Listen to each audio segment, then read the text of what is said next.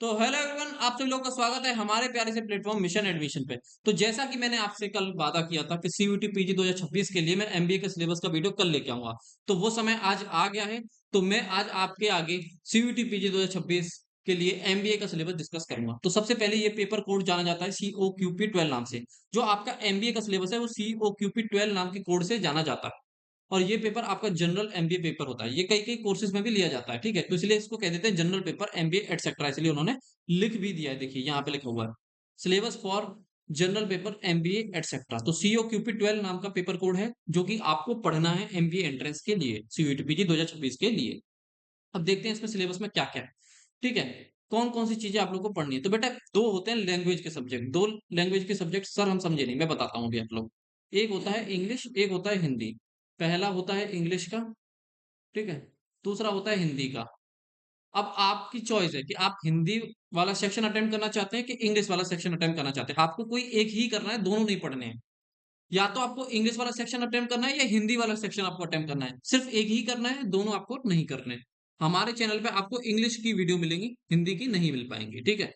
हिंदी की हमारे पास अभी कोई फैकल्टी नहीं है, तो हम इंग्लिश ही पढ़ाएँगे। तो मैं आपको इंग्लिश का सिलेबस बता देता हूँ, ठीक है?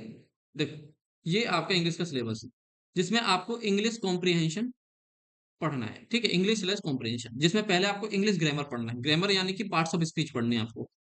पार्ट्स ऑफ स्पीच यानी कि noun, pronoun, adjective, adverb, time and tense, ये सारी चीज़ें आप लोग को पढ़नी है, ठीक है? इंग्लिश यूजेस एरर यानी कि एरर डिटेक्शन आपको सीखना है। तो जब तक आपको ग्रामर नहीं आएगी तो एरर आप फाइंड कर ही नहीं सकते।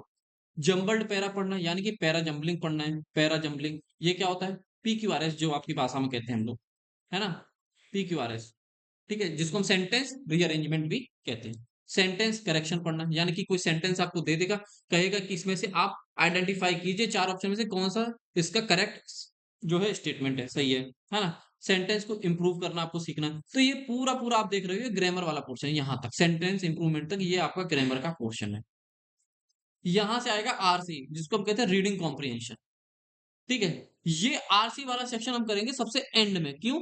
क्योंकि जब तक आपकी वोकैब्युलरी प्लस ग्रामर स्ट्रॉन्ग नहीं होगी, जब तक आप आरसी को सही से नहीं समझ पाओगे। जब तक आप आरसी को सही से नहीं समझ पाओगे, रीडिंग कॉम्प्रिहेंशन का सेक्शन जब तक आप सही से अटेम्प्ट नहीं कर पाओगे। पैराग्राफ कंप्लीशन वही होता है, आरसी के अंदर आ जाता है आपका। फिर यहाँ से आपका वोकैब वाला पोर्शन है, one word substitution, synonym, antonym, idiom and phrases. ये आपका वोकैब्युलरी का portion है। तो ये आपका इंग्लिश का सिलेबस है, जिसमें आपको grammar, reading comprehension plus vocab तीनों पढ़ना है, ठीक है? तीनों हमारे चैनल के माध्यम से आपको कराया जाएगा समय-समय पे, ठीक? अब यहाँ से आप आते हैं क्वांटिटेटिव एप्टीट्यूड यानी कि मैथमेटिक्स का सिलेबस हम डिस्कस कर लेते हैं। ये है आपका क्वांटिटेटिव एप्टीट्यूड यानी कि मैथमेटिक्स का सिलेबस, जिसमें आपको पार्टनरशिप पढ़ना है, एसआई-सीआई पढ़ना है यानी कि सिंपल इंटरेस्ट और कंपाउंड इंटरेस्ट, प्रॉफिट लॉस पढ़ना है, परसेंटेज पढ़ना है, पाइप एंड सिस्टम पढ़ना है, टाइम स्पीड डिस्टेंस पढ़ना है, प्रॉब्लम ऑन ट्रेन पढ़ना है, वर्क एंड वेजेस पढ़ना है, टाइम एंड वर्क पढ़ना है। ठीक है? तो ये सारे चैप्टर्स आपको पढ़ने हैं मैथमेटिक्स के अंदर, ठीक है? चलो, यहाँ से आगे आपका रीज़निंग का सेक्शन आता है। यहाँ से आगे आपका आएगा रीज़निंग का सेक्शन, तो उसको भी देख लेते हैं।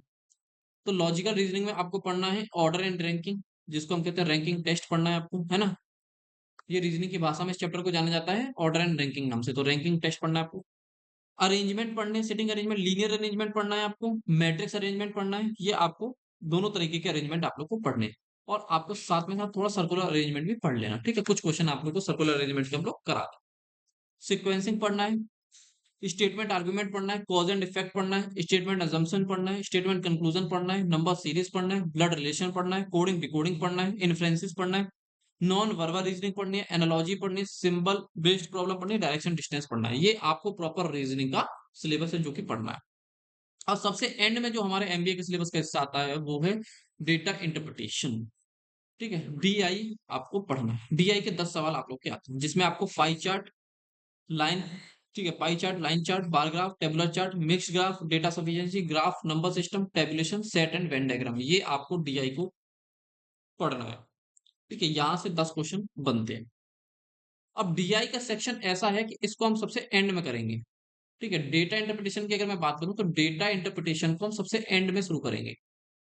आप कहोगे सबसे एंड में क्यों शुरू करोगे? साथ में भी तो शुरू कर सकते हो। उसका कारण है, जब तक आपको परसेंटेज का कॉन्सेप्ट हुआ, आपको रेशियो का हुआ, ठीक है? जब तक परसेंटेज रेशियो आपका एवरेज हुआ और थोड़ा बहुत टाइम वर्क और प्रॉफिट लॉस। जब तक आपको ये चैप्टर्स समझ में नहीं आएंगे, इनके बेसिक्स नहीं मालूम होंगे, जब तक ये आप चैप्टर नहीं पढ़ोगे तब तक आपको डेटा इंटरप्रिटेशन समझ में आने वाला नहीं है सही से। तो ये चैप्टर हमारे जो प्रायोरिटी चैप्टर है, जब तक इन चैप्टर को हम खत्म कर लेंगे उसके बाद हम आपकी डीआई की क्लासेस भी स्टार्ट करा देंगे चैनल के ऊपर। तो ये आपका इतना सिलेबस है जो कि आपको पढ़ना है।